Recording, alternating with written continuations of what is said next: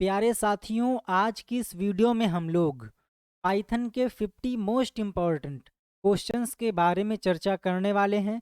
और आपके एग्ज़ाम के लिए यह वीडियो बहुत ही ज़्यादा इम्पॉर्टेंट है, क्योंकि आपके एग्ज़ाम में 110% इस वीडियो से क्वेश्चन आपके एग्ज़ाम में आने वाले हैं, वो चाहे डायरेक्टली हो या फिर अनडायरेक्टली हो। तो क्वेश्चन से संबंधित जो भी एक्स्ट्रा फैक्ट होंगी, एक्स्ट्रा बातें होंगी, मैं आपको बताऊंगा। तो आप उन बातों को, उन पॉइंट्स को भी कॉपी में नोट कर लीजिए, क्योंकि वो आपके एग्ज़ाम के लिए यूज़फुल रहेगा। बेसिकली मैं आप लोगों का थोड़ा सा टाइम लेना चाहूँगा, कुछ इन्फॉर्मेशन आपके साथ में शेयर करनी है। मैंने आपके साथ में कुछ दिन पहले एक वीडियो शेयर की है, जिसे आपको ज़रूर देखना है, क्योंकि ये वीडियो आपके एग्ज़ाम के लिए मोस्ट इम्पॉर्टेंट है, पाइथन पेपर के लिए। साथ ही मैंने आप लोगों के लिए पाइथन का जो पूरा कोर्स है उसकी बना दी है प्लेलिस्ट, जहाँ पे आप लोगों को सारे वीडियोस लाइन बाय लाइन मिल जाएंगे। तो आप लोगों को मैंने उस वीडियो का जो लिंक है इस वीडियो के डिस्क्रिप्शन में दे दिया है। एक बात और कि मैंने आप लोगों के लिए online test free of cost provide करवा दिए हैं examzilla.com इस वेबसाइट पे, जहाँ पे आप लोग M1, M2, M3, M4, triple C, GK और डेली करंट अफेयर का टेस्ट दे सकते हो फ्री ऑफ कॉस्ट। तो मुझे आशा है कि ये आपके लिए यूज़फुल रहेगा। तो आते हैं अपने टॉपिक के ओर और देखते हैं सेशन का पहला क्वेश्चन। पाइथन भाषा का विकास किसने किया? जो पाइथन लैंग्वेज है इसे गीडो वैन रॉसम जी के द्वारा डेवलप किया गया था। कब किया गया था? तो 1989 में। इन दो पॉइंट्स को आपको याद रखना है। वहीं जो जावा लैंग्वेज है इसे जेम्स गुजलिंग के द्वारा डेवलप किया गया है। सी लैंग्वेज को डेनिस एम रिची के द्वारा 1972 में डेवलप किया गया है। वहीं जावा स्क्रिप्ट को ब्रेंडन ईच के द्वारा डेवलप किया गया है। इसमें पूछा गया था पाइथन लैंग्वेज के बारे में, तो आप टिक करेंगे ऑप्शन नंबर बी। आपसे पूछ सकता है कि पाइथन लैंग्वेज किस कॉन्सेप्ट को फॉलो करती है, किस स्टाइल को फॉलो करती है? तो आपका आंसर आएगा कि ये ऊप्स के कॉन्सेप्ट को, यानी कि ऑब्जेक्ट ओरिएंटेड प्रोग्रामिंग स्टाइल को फॉलो करती है। अगर आपसे कोई पूछे कि क्या पाइथन लैंग्वेज प्योरली ऊप्स पर आधारित है, तो आपका आंसर आएगा जी नहीं, पाइथन प्योरली ऊप्स कॉन्सेप्ट को फॉलो नहीं करती है। लेकिन हाँ, जो जावा है वो प्योरली ऊप्स कॉन्सेप्ट को फॉलो करती है, क्योंकि आप बिना क्लास के हेलो वर्ल्ड का भी प्रोग्राम नहीं क्रिएट कर सकते हो। तो इसमें आ जाएगा ऑप्शन नंबर। पाइथन भाषा का विकास किस वर्ष हुआ? तो मैंने आपको भी बताया है 1989 में किया गया था। नेक्स्ट, जब एक फंक्शन के अंदर उसी फंक्शन को कॉल किया जाता है तब वह कहलाता है।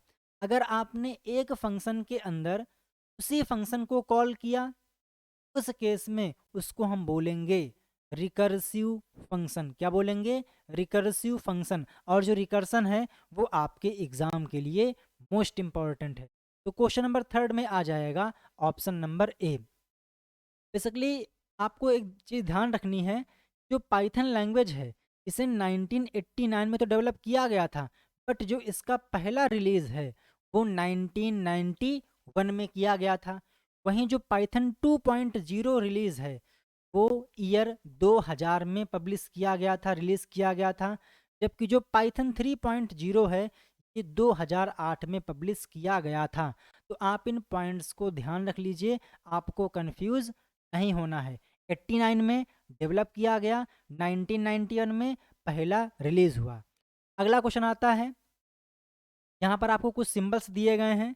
का प्रयोग पाइथन कोड में कमेंट्स डालने के लिए करते हैं? तो जी नहीं। अगर आप पाइथन के साथ काम कर रहे हैं और आपको किसी स्टेटमेंट को कमेंट डिक्लेयर करना है, तो आप उसके लिए हैज़ सिंबल का यूज़ करते हो, ना कि स्लैश स्टरिस्क स्टरिस्क स्लैश का यूज़ करते हो। ये हो जाएगा फॉल्स। तो 4 में हो जाएगा बी, ऑप्शन नंबर फॉल्स। साथियों, अगर आप लोगों ने वीडियो को लाइक नहीं किया है तो ये मेरी आपसे रिक्वेस्ट है, वीडियो को लाइक करके हमारा मनोबल बढ़ाएं, ताकि मैं आपके साथ में और जो यूज़फुल और इन्फॉर्मेटिव कंटेंट है वो आपके साथ में शेयर करें। तो मुझे आशा है कि आपने वीडियो को ज़रूर लाइक किया होगा।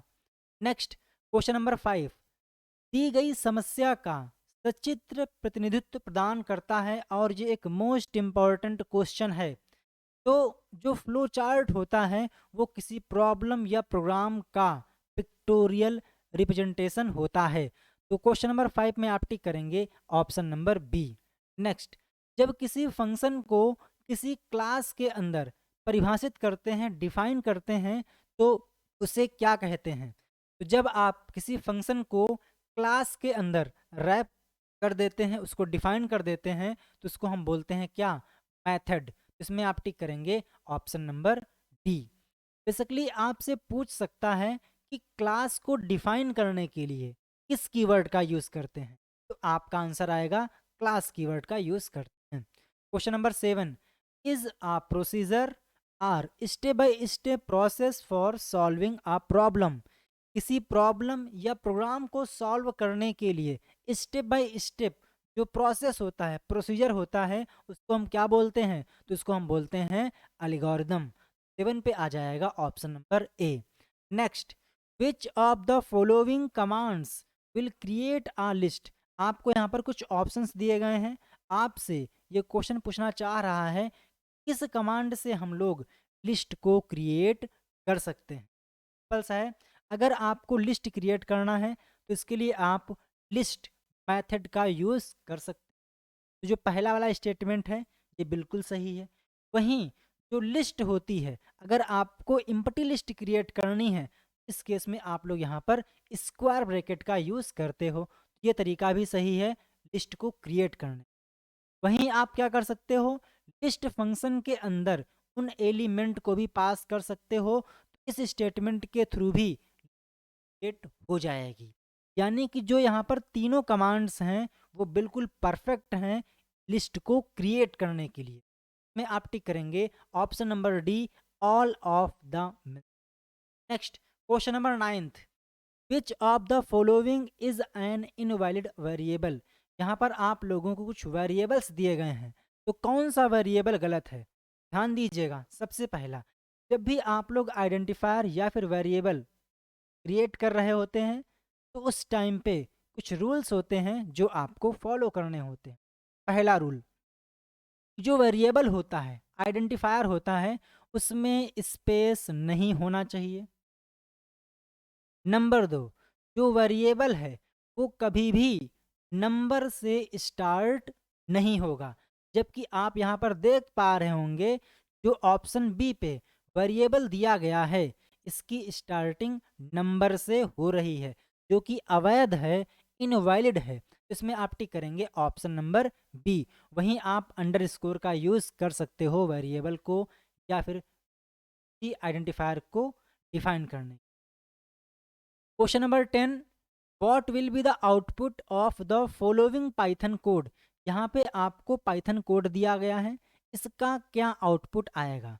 आपको दिख रहा होगा यहाँ पर एक लिस्ट मेथड है जिसके अंदर कुछ एलिमेंट, कुछ आर्गुमेंट पास किए गए हैं और यहाँ पर स्प्लिट मेथड का यूज़ किया गया है जिसके अंदर हैज सिंबल को पास किया गया है। तो ध्यान दीजिएगा, जो ये स्प्लिट है, अगर ये किसी मेथड के अंदर इसको यूज़ किया गया है, इसका काम होता है सेपरेशन के लिए। इस केस में जहाँ जहाँ पर हैज़ है वहाँ वहाँ से क्या होगा, इसको सेपरेट कर दिया जाएगा, इसको स्प्लिट कर दिया जाएगा। इस केस में क्या है, अभी तो लिस्ट के पास एक एलिमेंट है, बट जैसे ही आपने डॉट स्प्लिट किया और हैज़ पास किया, इस केस में क्या होगा, क्या होगा कि जहाँ जहाँ पर हैज़ है वहाँ वहाँ से एक एक एलिमेंट सेपरेट कर दिया जाएगा। इस केस में हैज़ यहाँ पर है तो एक एलिमेंट यहाँ से बन जाएगा, फिर हैज़ यहाँ पे है तो एक एलिमेंट यहाँ से अलग हो जाएगा, हैज़ यहाँ पे है तो एक एलिमेंट यहाँ से अलग हो जाएगा और एक एलिमेंट यहाँ से अलग हो जाएगा। यानी कि यहाँ पर 4 एलिमेंट बन जाएंगे, ए बी सी और डी। इस केस में आप टिक करेंगे option number A B C D. इसको मैं करता हूँ प्रैक्टिकल ताकि चीज़ें जो आपकी हैं वो और अच्छे से क्लियर हो जाएं। ये रही अपनी पाइथन IDLE, इसको हमने पेस्ट किया, हमने किया एग्जीक्यूट, तो आप यहाँ पर देखेंगे छप के आ चुका है, अभी कुछ छपा नहीं है। क्यों? क्योंकि हमने यहाँ पर जो लिस्ट है उसको प्रिंट नहीं किया है। मैं इसको सेव कर लेता हूँ एल के अंदर, एल इक्वल लिस्ट, प्रिंट कर देता हूँ एल की वैल्यू को। तो ये रहा अपना एल, एल फॉर लड्डू। लड्डू कौन खाएगा? हम खाएंगे, है ना। तो इसमें क्या किया, इसको क्या रन, आप यहाँ पर देखिए छप के आ चुका है ABCD। हाँ सर, क्या होता अगर मैं यहाँ पर कोई हैश के अलावा अदर सिंबल लिखता? मैंने यहाँ पर कर दिया है एस्टेरिस्क। आप यहाँ पर देखिए कि जो आइटम है वो सिर्फ और सिर्फ एक कंसीडर किया जा रहा है, यहाँ पर स्प्लिट नहीं किया गया है। क्यों? क्योंकि जो सिंबल आपने यहाँ पर डिफाइन किया था, पास किया था, वो सिंबल यहाँ पर प्राप्त नहीं हुआ है। तो यहाँ पर इस कंटेंट को एक एलिमेंट माना गया है, एक आइटम माना गया है। तो अगर आपने अभी तक भी वीडियो को लाइक नहीं किया था तो कम से कम वीडियो को लाइक कर दीजिए, ऐसी मुझे आशा है, ऐसी मुझे आपसे आशा है, आप वीडियो को लाइक करें। ठीक है, ठीक है। तो इसमें क्या आ जाएगा, option number A. Next 11, what is hello dot replace all comma ई। तब क्या है, तब ये है कि आपके पास एक स्ट्रिंग है हेलो, इसमें आपने लिखा डॉट रिप्लेस और ब्रैकेट के अंदर आपने कहा कि भैया एल को ई से रिप्लेस करिए। इस केस में क्या होगा, इस स्ट्रिंग में जहाँ जहाँ पर एल है वहाँ वहाँ पर ई आ जाएगा। तो यहाँ पर जो एच है वो तो ऐसे ही रहेगा, ई ऐसे ही रहेगा, जो ये एल है ये रिप्लेस हो जाएगा ई पर आ जाएगा ई, फिर जो ये वाला एल है ये भी रिप्लेस हो जाएगा ई से, तो यहाँ पर आ जाएगा ई। देन इसके बाद जो ओ है ये ऐसा ही रहेगा। यानी कि जो आपके सामने आउटपुट आने वाला है वो कुछ इस टाइप से आएगा। जो इसकी शक्ल है, जो इसका फेस है, ये ऑप्शन ए से मैच कर रहा है, तो आप मैच करेंगे option A. Question number 12, in which language Python written, जो पाइथन है उसे किस भाषा में लिखा गया है? तो आपका आंसर आएगा भैया, जो पाइथन है इसे सी लैंग्वेज में लिखा गया था। सी लैंग्वेज को 1972 में डेनिस रिची के द्वारा डेवलप किया गया था। में आप टिक करेंगे ऑप्शन नंबर सी, सी लैंग्वेज। निम्नलिखित में से कौन एक स्टेबल सॉर्टिंग एल्गोरिदम नहीं है? Insertion sort, selection sort, bubble sort या फिर मर्ज सॉर्ट? जी बिल्कुल, जो सिलेक्शन सॉर्ट है ये एक स्टेबल सॉर्टिंग एल्गोरिदम नहीं है। इसके अलावा आपने सुना होगा क्विक सॉर्ट के बारे में। जो क्विक सॉर्ट है वो भी एक स्टेबल सॉर्टिंग एल्गोरिदम नहीं है। में आप टिक करेंगे option number B. 14, which one of the following is the correct extension of the Python file? जो पाइथन फाइल होती है तो हम लोग किस एक्सटेंशन के साथ में सेव करते हैं? ये तो भी आपको मालूम ही होगा, डॉट पी वाई, क्या? Dot P Y. ओके, तो इसमें आ जाएगा option number A. Next 15, what is the type of each element in sys dot A R G V? जो ए आर जी वी है में जो एलिमेंट्स आते हैं, जो इनको रिसीव करता है, उन एलिमेंट्स का टाइप क्या होता है? वो सेट की फॉर्म में होते हैं, वो लिस्ट होते हैं, टपल होते हैं, स्ट्रिंग होते हैं, इंटीजर होते हैं, किस टाइप के होते हैं? ध्यान दीजिएगा, जो ये ARGB वेरिएबल है, ये जो भी एलिमेंट्स कमांड प्रॉम्प्ट के थ्रू एक्सेप्ट करता है, रिसीव करता है, वो स्ट्रिंग की फॉर्म में स्टोर करता है। तो जाएगा ऑप्शन नंबर डी यानी 4। Next, which character is used in Python to make a single line comment? तो मैंने आपसे बताया था कि पाइथन में कमेंट को क्रिएट करने के लिए हम लोग हैज सिंबल का यूज करते हैं। Next, what will be the output of the following Python code? यहाँ पे जो पाइथन कोड दिया गया है का क्या आउटपुट होगा?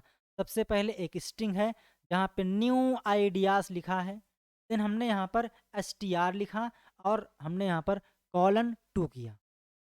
ध्यान दीजिएगा, अगर आपने ये शक्ल देखी और तुरंत आपके मन में ख्याल आया, कभी कभी मेरे दिल में ये ख्याल आता है, ये क्या है? ये है स्ट्रिंग स्लाइसिंग। और आपको पता है जो स्टार्टिंग की वैल्यू है वहाँ पर कुछ भी नहीं लिखा गया है। यहाँ पर जो स्लाइसिंग होगी वो स्टार्टिंग एलिमेंट से होगी, यानी कि स्टार्टिंग n से होगी। देन यहाँ पर जो सेकंड वैल्यू दी गई है वो एक स्टॉप वैल्यू है।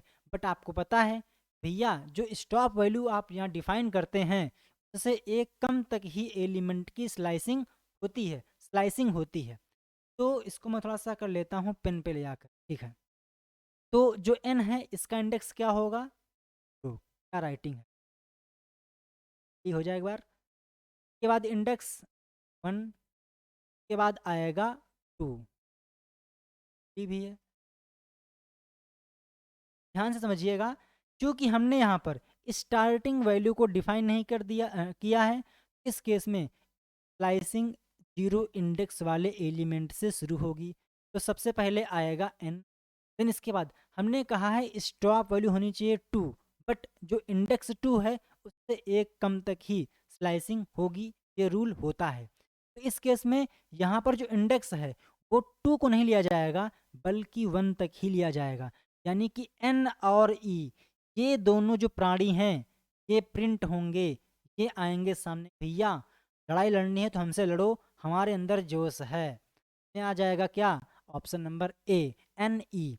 Next, which of the following can not be a variable. यहाँ पे आपको कुछ टर्म दिए गए हैं, इनमें से कौन सा टर्म एक वेरिएबल नहीं हो सकता है। आप में से क्या करेंगे, अधिकतर लोग जो पहला वाला प्राणी है इसको कहेंगे भैया ये वेरिएबल नहीं हो सकती है, क्योंकि इसकी शक्ल हमने इसके पहले नहीं देखी है। ध्यान दीजिएगा, जो ये इन है इसको आप वेरिएबल की तरह यूज़ नहीं कर सकते। सर जी ये बताइए कि आप ऐसा क्यों कह रहे हैं, इनको हम वेरिएबल क्यों यूज नहीं कर सकते, हम तो यूज़ करेंगे। भैया जी जो कीवर्ड्स होते हैं उसको आप वेरिएबल की तरह यूज़ नहीं कर सकते हो, और जो इन है वो उन्हीं कीवर्ड में से एक है। में क्या आ जाएगा, option number B, in is the correct answer. 19, जो टाइप मेथड है इसका यूज़ हम वेरिएबल के टाइप या ऑब्जेक्ट के टाइप को चेक करने के लिए करते हैं। ये बिल्कुल सही है। जो पाइथन है इसमें आपको मिलता है टाइप मेथड, जिसकी हेल्प से आप किसी भी ऑब्जेक्ट या किसी भी वेरिएबल या किसी वैल्यू का जो टाइप है वो चेक कर सकते हैं कि वो कंटेंट स्ट्रिंग है या फिर इंटीजर है या फिर लिस्ट है या फिर टपल है, किस टाइप का है, किस क्लास का है, ये आप चेक कर सकते हो। वहीं जो जावा स्क्रिप्ट है उसमें आपको मिलता है टाइप ऑफ ऑपरेटर। क्या करेंगे आप, ट्रू करेंगे। 20, विच one of the following has the highest precedence in the expression. ध्यान दीजिएगा, एक्सपोनेंशियल, एडिशन, मल्टीप्लिकेशन और पैरेंथेसिस, अगर कोई ऐसा एक्सप्रेशन है में कई सारे ऑपरेटर यूज हुए हैं, मल्टीपल ऑपरेटर यूज हुए हैं, उस केस में जो पैरेंथेसिस है उसकी प्राथमिकता देंगे आप। सबसे पहले आप उसको सॉल्व करेंगे, जो इंटरप्रेटर होगा सबसे पहले उस पोर्शन को सॉल्व करेगा जो होगा पैरेंथेसिस। इसमें आप टिक करेंगे ऑप्शन नंबर डी। निम्नलिखित में से कौन सा कथन सही है, तो Python is a high level programming language, तो ये बिल्कुल सही है। पाइथन एक हाई लेवल प्रोग्रामिंग लैंग्वेज है। Python is an interpreted language, तो ये बिल्कुल सही है। पाइथन एक इंटरप्रिटेटेड लैंग्वेज है। Python is an object oriented language, तो ये बिल्कुल सही है। जो पाइथन है वो ऊप्स के कॉन्सेप्ट को फॉलो करती है, ऊप्स के स्टाइल को फॉलो करती है। यानी कि इसमें आ जाएगा ऑल ऑफ द एबोव, उपयुक्त सभी। ट्रंक मेथड का जो रिटर्न टाइप है वो क्या है, इंट, बूल, फ्लोट या फिर नन। तो ध्यान दीजिएगा, जो ये ट्रंक मेथड है ये क्या करता है, जो भी वैल्यू आप पास करते हैं उसको राउंड करके आपको एक इंटीजर वैल्यू रिटर्न करता है। आप टिक करेंगे option number A, int is the correct answer.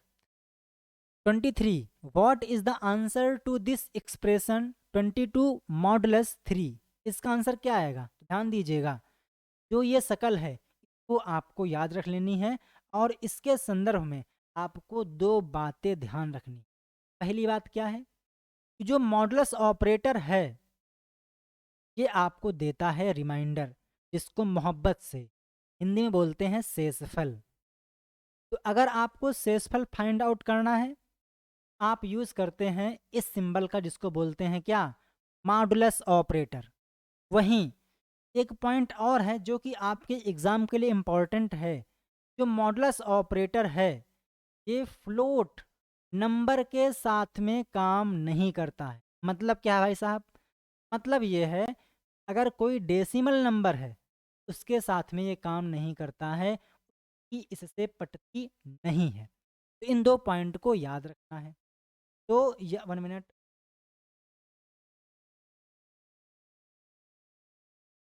तो यहाँ पर लिखा गया है 22 मॉडुलस 3। तो इसका मतलब क्या है? 22 में आपको 3 से डिवाइड करना है। तो 3 से 1 जा 21। यहाँ पर रिमाइंडर कितना आ जाएगा? 1 आ जाएगा। तो ये रिमाइंडर आया है, यही आपको देता है कौन? Modulus operator. तो इसमें आप टिक पर बी।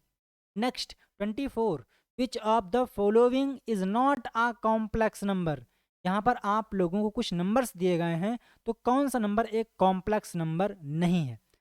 तो जो कॉम्प्लेक्स नंबर है वो बनता कैसे है? उसमें रियल पार्ट भी होता है और इमेजिनरी इमेजिनरी पार्ट भी होता है।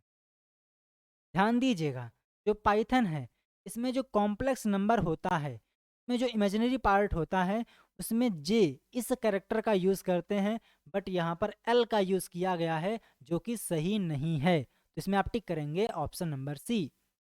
नेक्स्ट, निम्नलिखित में से कौन सा पाइथन लैंग्वेज में एक कीवर्ड नहीं है? ध्यान दीजिएगा, ट्रू भी होता है, एंड भी होता है, डेफ भी होता है, बट जो ये स्विच है ना, ये पाइथन में नहीं पाया जाता। लेकिन जो पीएचपी है, फिर जावा है, जावा स्क्रिप्ट है, में स्विच कीवर्ड पाया जाता है। आप टिक करेंगे ऑप्शन नंबर सी, क्योंकि जो स्विच है की जगह नहीं है पाइथन में, यानी कि पाइथन में इसको जगह नहीं दी गई है, इसको हटा दिया गया है। हम यूँ कह सकते हैं इसको रखा ही नहीं गया था पाइथन। वहीं आपसे पूछ सकता है कि फंक्शन को डिफाइन करने के लिए किस कीवर्ड का यूज़ करते हैं? आपका आंसर आएगा भैया, इसमें हम डेफ कीवर्ड का यूज़ करते हैं फंक्शन को डिफाइन करने के। 26, किसी फंक्शन के बाहर जो वेरिएबल आप डिफाइन करते हैं उसको क्या बोलते हैं? तो इसको हम बोलते हैं ग्लोबल वेरिएबल। क्या बोलते हैं? Global variable. एक ऐसा वेरिएबल जिसे आपने किस फंक्शन के बाहर डिफाइन किया है तो बोलते हैं ग्लोबल वेरिएबल। अगर आपने किसी वेरिएबल को फंक्शन की बॉडी के अंदर डिफाइन किया तो इसको हम बोलते हैं लोकल वेरिएबल। तो इसमें आ जाएगा क्या? Option number B, a global variable. Next, निम्नलिखित पाइथन कोड का आउटपुट क्या होगा? यहाँ पे आपको एक पाइथन कोड दिया गया है और ये आपसे जानना चाह रहा है इसका आंसर क्या आएगा। इसका सिंपल सा आंसर है, जब भी आप लोगों को डुअल स्टार दिखें, डुअल एस्टेरिस्क सिंबल दिखें, तो इसका मतलब ये है कि वो आपसे पावर फाइंड आउट कराना चाह रहा है। कैसे? तो 2 की पावर 3। अगर मैं लिखता 5, राइटिंग को काट देते हैं तो मिटा दो, है ना? तो 5, इसका मतलब क्या है? तो आप चट्ट से बोलोगे। कैसे बोलोगे? चट्ट से बोलोगे भैया, इसका मतलब ये है 5 की पावर 7। तो कहने का मतलब ये है कि जो ये आपको दिख रहा है एक्सपोनेंशियल ऑपरेटर, इसकी हेल्प से आप पावर फाइंड आउट करते हैं। यहाँ पर लिखा गया था 2 एक्सपोनेंशियल ऑपरेटर 3, तो इसका मतलब है 2 की पावर 3। और इसका मतलब क्या है?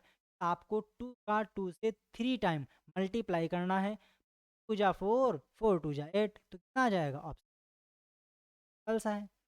तो अगर आप लोगों ने अभी तक वीडियो को लाइक नहीं किया है तो आप महान हैं, आपसे महान कोई नहीं है। ये कोई बात नहीं है, ये आपकी श्रद्धा है। ठीक है, आपको वीडियो को लाइक करना है या फिर लाइक नहीं करना है, ये आपका अपना ओपिनियन है। ठीक है, तो आते हैं पॉइंट पे 28। What will be the output of the following code. यहाँ पे कुछ कोड दिया गया है, इसका आउटपुट क्या आएगा? बिल्कुल सिंपल है, चट फॉलो करते हैं। 5, तो 5, सॉरी सॉरी सॉरी, ए की वैल्यू कितनी है? 5, बी की वैल्यू कितनी है? 15। देन यहाँ पर प्रिंट कराना है बी डिवाइड बाई ए। तो बी की वैल्यू कितनी है? 15 डिवाइड बाई ए की वैल्यू कितनी है 5, 5 3 जा, आंसर क्या आएगा 3.0। जीरो क्यों आएगा, 0.0 क्यों आएगा, क्योंकि यहाँ पर लगा हुआ है क्या, सिंगल डिवाइड साइन। अगर यहाँ पर कुछ इस टाइप से होता डी फ्लोर डिवाइड ए, तो इस केस में आपका आंसर आता 3, बट यहाँ पर लगा हुआ है क्या, सिंगल डिवाइड ऑपरेटर, तो आप यहाँ पर 3.0 को टिक करेंगे। मैं आपको दिखाता हूँ प्रैक्टिकली। हमने यहाँ पर लिखा या कट, यहाँ पे कर लेता हूँ मैं, like divide by 5, 15 divide by 5, इसको हमने किया एग्जीक्यूट, यहाँ पर लिख के आ चुका है 3.0। बट अगर मैं यहाँ पर डुअल डिवाइड साइन का यूज़ करूँ, यहाँ पर आपको मिलेगा क्या, ई। ठीक है, आपके पास जो डाउट था वो क्लियर, इसमें क्या टिक करेंगे आप, option number A.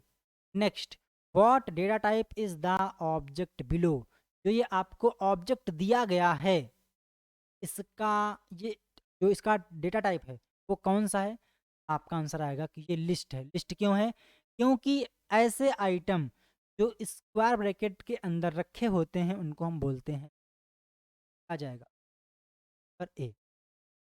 30, what will be the output of the following Python code, यहाँ पे आपको पाइथन कोड दिया गया है, आपसे पूछ रहा है चिल्ला चिल्ला कर, भैया इसका परिणाम क्या आएगा, इसका आउटपुट क्या आएगा।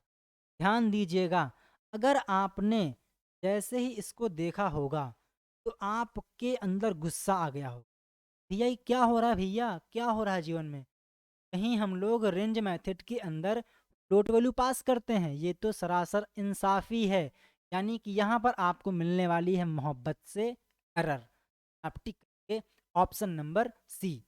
साथियों, मैंने आप लोगों के लिए पाइथन कोर्स, इसमें आप लोगों को complete video classes, PDF notes, MCQs PDF, old paper solutions, guest paper, सब कुछ मिलने वाला है, उसका पेड बैच बना दिया है, जिसके लिए आप अगर ज्वाइन करना चाहते हैं तो आप हमारे व्हाट्सएप नंबर 7074188117 इस नंबर पे कांटेक्ट कर सकते हैं। आपको सिंपली व्हाट्सएप मैसेज करना है इस नंबर पे, क्योंकि अगर आप कॉल करेंगे तो हो सकता है कि आपकी कॉल रिसीव ना की जाए किसी अदर रीज़न से। आप क्या करिएगा, व्हाट्सएप मैसेज कर दीजिए, ठीक है, ओके। तो आते हैं अगले पॉइंट पे 31, विच of the following is not a relational operator. यहाँ पे आपको कुछ ऑपरेटर दिए गए हैं, आपको बताना है कि कौन सा एक रिलेशनल ऑपरेटर नहीं है। जो ये आपको दिख रहा है ना, इज लेस देन, ये एक रिलेशनल ऑपरेटर नहीं है। में आप टिक करेंगे क्या, option number A the correct answer. Next 32, Python में नंपाई एरे में साइज एट्रीब्यूट का यूज़ किया जाता है, इसका यूज़ क्या है, तो इसका यूज़ होता है कि जब आपको फाइंड करना होता है उस एरे में कितने आइटम हैं, तो में आप टिक करेंगे it find the number of items. Next, is the function keyword used to define a function in Python, 1 minute, तो मुझे डाउट लग रहा है, हाँ, which of the following is not a valid relational operator. अच्छा हाँ, तो जो ये रिलेशनल ऑपरेटर है ना, जो ये इक्वल है, ये एक रिलेशनल ऑपरेटर नहीं है, बल्कि ये क्या है, ये एक असाइनमेंट ऑपरेटर है। तो जो करेक्ट आंसर है वो होगा ऑप्शन नंबर बी। ध्यान दीजिएगा, इसका जो करेक्ट आंसर है वो है बी, क्योंकि जो इक्वल है ये एक असाइनमेंट ऑपरेटर होता है। वहीं is less than, is greater than, is less or equal than, is greater or equal than, ये क्या होते हैं, रिलेशनल ऑपरेटर होते हैं। 31 में आप टिक करेंगे ऑप्शन नंबर बी। नेक्स्ट, ठीक है, 33 हो चुका, नहीं नहीं को करना है। Is the function keyword used to define a function in Python, क्या हो रहा है, इज द फंक्शन कीवर्ड, नहीं, यहाँ पे आएगा इज द, नहीं, is def, is def keyword used to define a function in Python. Python में फंक्शन को डिफाइन करने के लिए हम क्या डेफ कीवर्ड का यूज़ करते हैं, तो जी आपका आंसर आएगा जी हाँ, इसमें आप करेंगे true. Which is an incorrect variable name. तो मैंने आपसे स्टार्टिंग में ही कहा था कि जो वेरिएबल होते हैं उसमें स्पेस अलाउ नहीं होते हैं, और यहाँ पर इन दोनों के बीच में स्पेस है। आप क्या टिक करेंगे? Option number D, IDNO is not a valid variable name, means it is incorrect. 35, what will be the output of the following code. यहाँ पे आपको कुछ कोड दिया गया है, इसका आउटपुट क्या? तो सिंपल सा लॉजिक है। यहाँ पर एक वेरिएबल नेम है, नेम की वैल्यू क्या है? सत्यम, जो कि स्ट्रिंग टाइप की है, ठीक है। देन इसके बाद जो एज है उसकी वैल्यू क्या है? 20 है, जो कि इंटीजर टाइप की है। ये इंटीजर टाइप की है और ये स्ट्रिंग टाइप की है। इस केस में इनको अब जब आप ऐड करेंगे, कंकैटिनेट करेंगे, तो आपको मिलने वाली है क्या? एरर। क्यों? क्योंकि एक स्ट्रिंग है और एक इंटीजर है।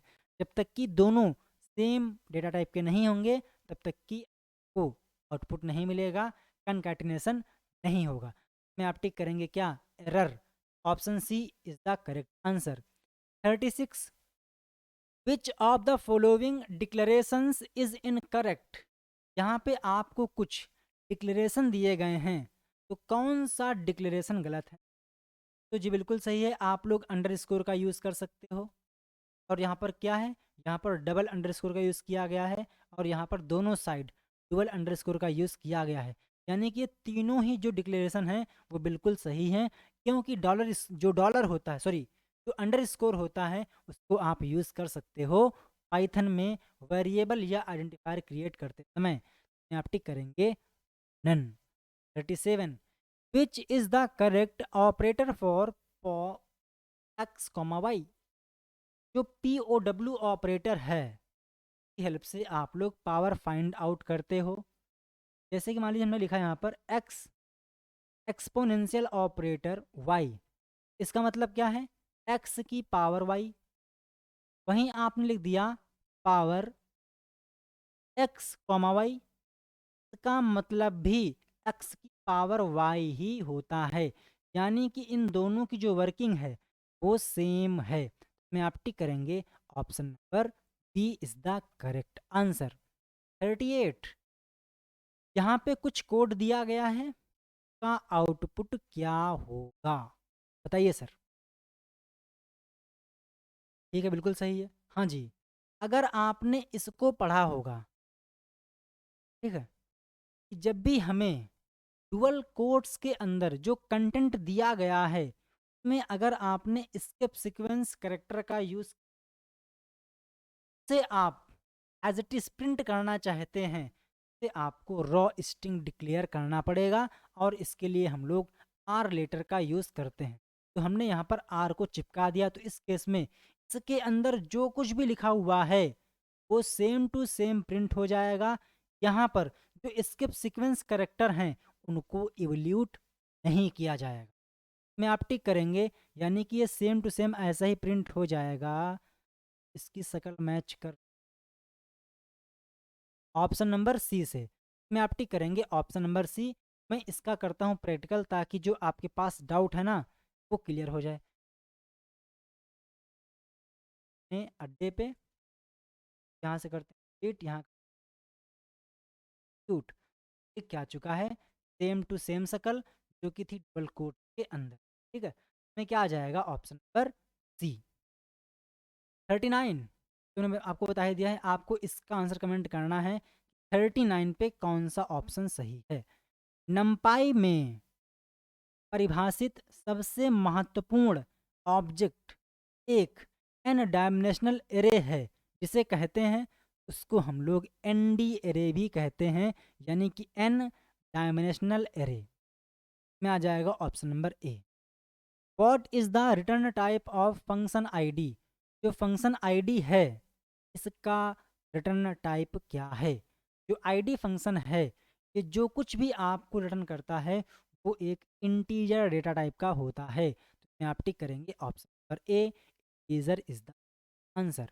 42, what will be the output of the following code. यहाँ पे जो कोड दिया गया है का क्या आउटपुट आने वाला है? तो ये बिल्कुल सही है। तो हम यहाँ से करते हैं कंट्रोल सी, देन इसको लेके चलते हैं कंट्रोल वी कर।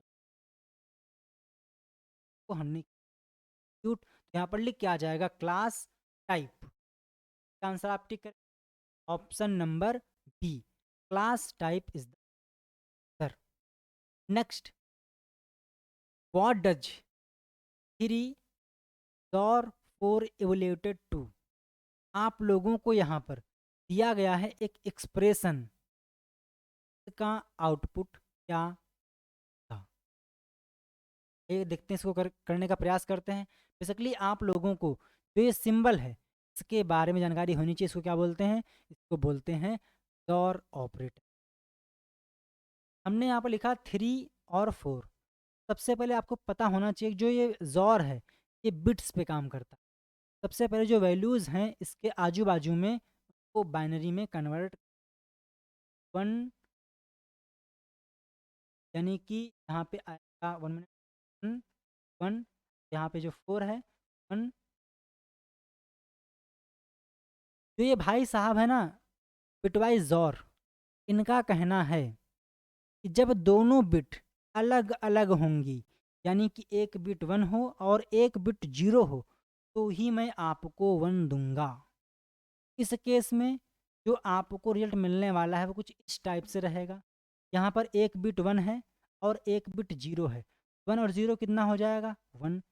के बाद एक बिट 1 है, एक बिट 0 है, तो कितना आ जाएगा? 1। यहाँ पर एक बिट 1 है तो यहाँ पर कितना आ जाएगा? देन क्या करना है आप लोगों को? उन नंबर्स को ऐड करना है के नीचे 1 लिखा गया है, इसमें 4 भी है, 2 भी है और 1 भी है। 4 2 6, 6 और 1 7, तो इसमें आप टिक करेंगे D, 7 is the correct answer.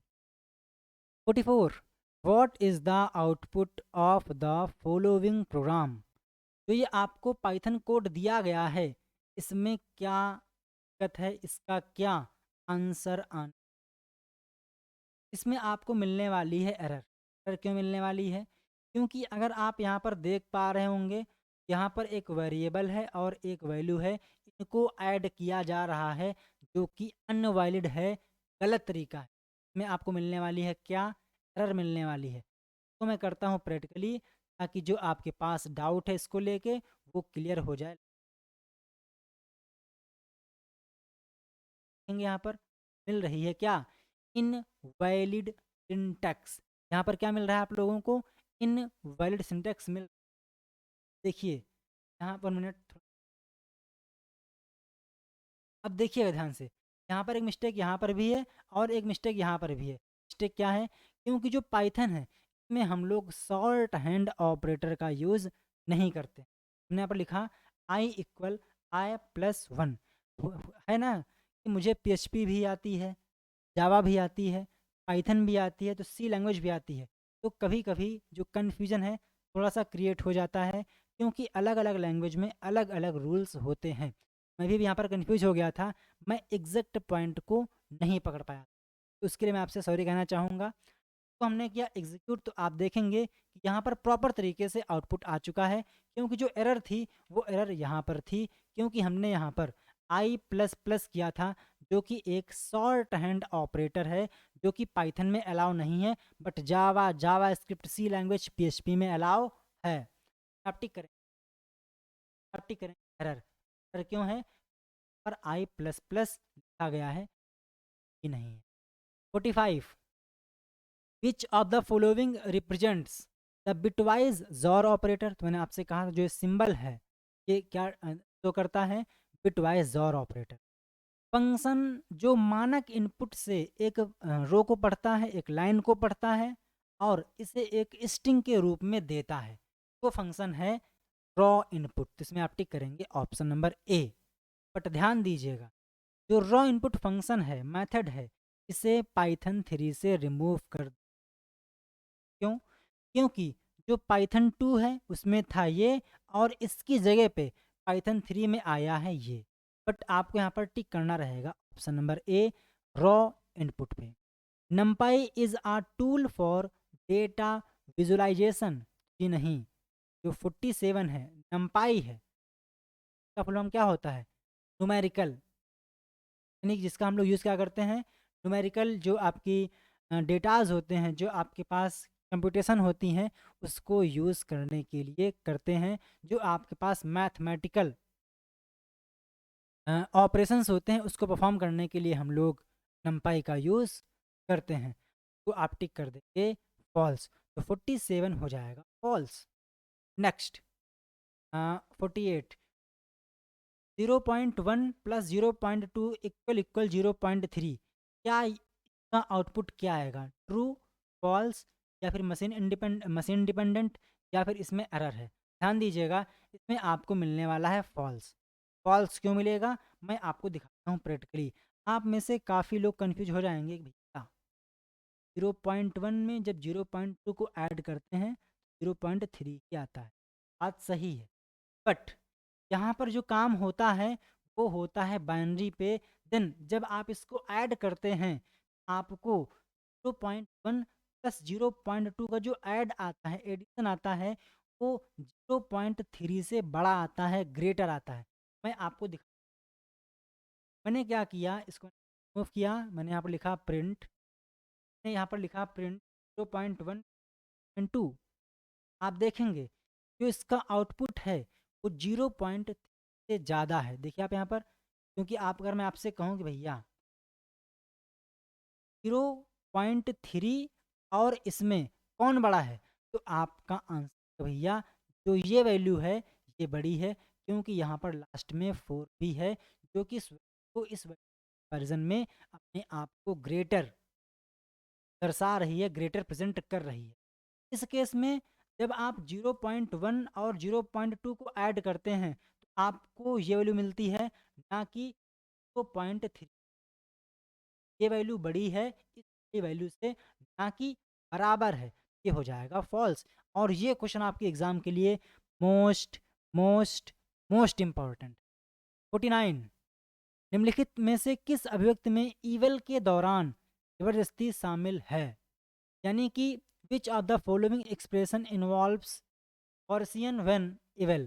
तो इवल मेथड है के संदर्भ में कौन सा एक्सप्रेशन सही नहीं है, इसको जबरदस्ती थोप दिया गया है। ध्यान दीजिएगा, आपको ध्यान होगा मैंने आपसे स्टार्टिंग में कहा था जो भाई साहब, ये वाले भाई साहब है ना, ये भाई साहब ऐसे हैं जो आपको देते हैं शेषफल, लेकिन जो वैल्यू है आजू बाजू की वो पॉइंट में नहीं होनी चाहिए, डेसिमल वैल्यू नहीं होनी चाहिए। में आप टिक करेंगे क्या? ऑप्शन नंबर सी, क्योंकि मॉडुलस ऑपरेटर फ्लोट वैल्यू के साथ हम नहीं करता। 50, strings in Python are mutable. जो स्ट्रिंग होती है वो म्यूटेबल होती है, तो आपका आंसर आएगा जी नहीं, जो स्ट्रिंग है वो एक इम्यूटेबल डेटा टाइप है। इसमें आप टिक करेंगे फॉल्स। आपको बताना है कि लिस्ट और टपल में से कौन म्यूटेबल है और कौन इम्यूटेबल है।